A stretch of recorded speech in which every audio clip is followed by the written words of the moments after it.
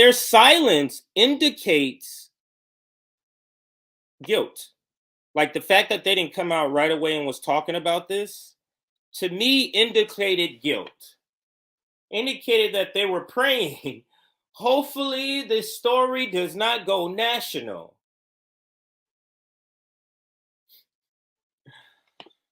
Or hopefully the story stays in the news cycle 1 or 2 days. But their deafening silence for several days clearly indicated guilt for them breaking the rail strike, which is the very issue that contributed to this derailment. And we'll get into that. And this is another thing, because the lever has been on top of this story. You'll hear Nina Turner refer to the lever in a lot of the clips that we're going to watch of Nina Turner. And then even on Democracy Now, I think we'll go to the Democracy Now video after this one. But the Democracy Now video, the writer in that video, I don't know if he's a reporter, but I know he's a writer in that video, is from the lever, who's talking about this. And it gets to one of my last points I want to cover, one of the 2 last points, and that is, what good is the lever and David Sirota? What good is their reporting if they're still going to push people to the Democratic Party? And I know there's a focus or an attempt to try to focus this on Mayor Pete, but Mayor Pete has a boss. Mayor Pete has a boss. So I know we're trying to focus the energy on Mayor Pete and take it away from the Democratic Party, but this is about the Democratic Party. Mayor Pete doesn't have to resign. He has a boss that can send him packing. So let's stop talking about the worker, because he's a worker to his boss. And I'm using this figuratively. Of course, he's not a worker in the situation, but I'm saying in relationship, meaning he has a person who's over him.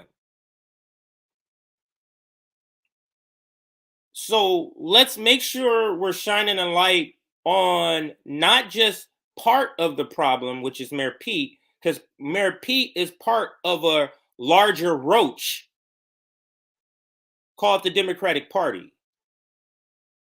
Mayor Pete is just the leg. The roach that infested this and got this, one of the roaches, because there's a red roach too. There was a red one and a blue one, because they all contributed to this. And we'll get to an article, I think, Socialist Alternative, where it talks about that. This is a both party issue. This is not a one party issue. But let's click this down. We got 100 people watching, or a little bit over 100. Can we get 100 likes? 100 people hit that like button. And let's play this video one more time here. What do I have it on? Oh, I have it here. Yeah, let's play it one more time from the beginning here. Rail workers warned us about disaster like this. I heard firsthand months ago about the corporate practice of precision scheduled railroading. Precision scheduled railroading. Now, the reason this is from December 12th. This is when they were breaking the strike. So this is before what happened in Ohio. Before that. And he's talking exactly about precision scheduled railroading, which is like how their scheduling goes. I think they call it PSR. Railroading is shorter staff, longer hours, longer trains, less safety, less maintenance. Shorter staff. So what they do, they make the trains longer with shorter staff, with less people. So the train was shorter and it had more people. And they said, no, let's get rid of some people and make the trains longer. And then they don't block the trains the right way. Like the weight of a train or a cart, You have to put the trains in a certain order by weight so that an abrupt stop won't cause a derailment, which is the exact thing that happened here in Ohio. So let's continue to listen to the railroaders. Maintenance. Do I have all that right? Oh, you got it all right. I Okay. mean, a lot of the derailments that you're seeing on national TV is one of a few things. It's lack of maintenance on the track, or they've cut the track gates too short and they can't get out to fix it, or they've cut the carmen's, which is the union that works on the rail cars. So we had one derailment here in Northeast Ohio where a wheel flange was very thin. It picked a switch and derailed the entire train. Luckily, it was full of candle wax and not something highly volatile. Rail workers tried to strike over this stuff, but were stopped by Congress. A few weeks later, and here we are. Several Norfolk Southern cars of toxic, highly volatile chemicals exploded fantastically. I'm going to back it up a little bit. Wife was getting something out the room, so I didn't want to stop it where I really want to stop it. So let's go back to the point.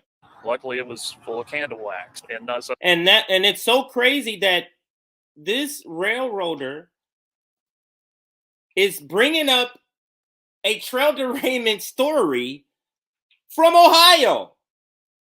His example is from a derailment in Ohio. And yet again, we have a derailment in Ohio and now another one in Detroit.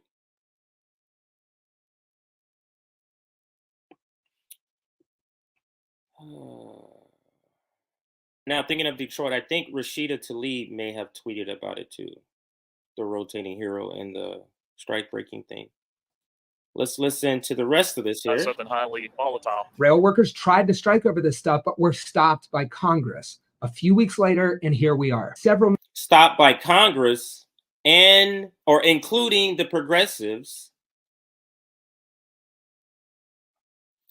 Like I said in another stream, or maybe several streams, this has literally been one of the worst 12-month spans for the squad.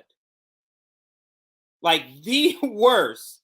From the strike breaking, from being showed up of the force of vote, being clearly shown that the force of vote would have worked for the left and they didn't do anything about it, to now the repercussions of breaking the strike, we are visually seeing it. Several Norfolk Southern cars of toxic, highly volatile chemicals exploded fantastically in the tiny town of East Palestine, Ohio, 20 miles from where I grew up. So I met Clyde in East Palestine to ask him about it. Looks like a faulty bearing. So that's the same guy in the previous video. He went back. Now he's giving him an update. He's telling them what happened. So I'll back it up a few seconds. Ask him about it. Looks like a faulty bearing caused a catastrophic derailment. These railroads are turning profits hand over fist. They've cut their workforce to bare bones, and now they're paying the price for it because the wheels are falling off the train, basically. Carmen were inspecting cars about 3 minutes per car. That's always been the industry standard. Now it's 90 seconds per car. Is that because of PSR? Yes, it's a rush job right now. PSR is the precision scheduling railroading. That's the scheduling, whatever they call it. And these guys are under pressure. I mean, they're I think there's more like a scheduling policy is more a way of to call it. working men and women, and if they don't hurry up and get this car done, they're going to be fired. Great points. So I went to a press conference with Norfolk Southern and Ohio Governor Mike DeWine to ask them about this.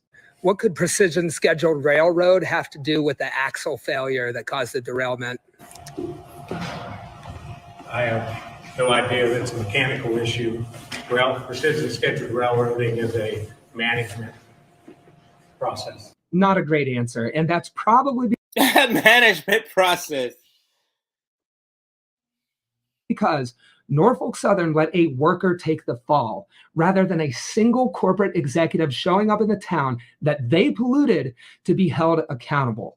You see, Wall Street owns Norfolk Southern. 74% of shares are owned by a who's who of infamous hedge funds. And this is the business model that they demand. profit at any cost. And disaster like this is simply a cost of doing business. They cut everything, make all the money, and pay off disasters in tiny flyover towns from the profit. But instead of answering for any of that, they're betting that the corporate media, under the same pressure for extreme profit as railroads, will only ask questions about how much cancer people will get and not why this preventable disaster happened. That's funny because that's exactly what's happening. That is exactly the context that they're even sort of talking about that, if they're even talking about this.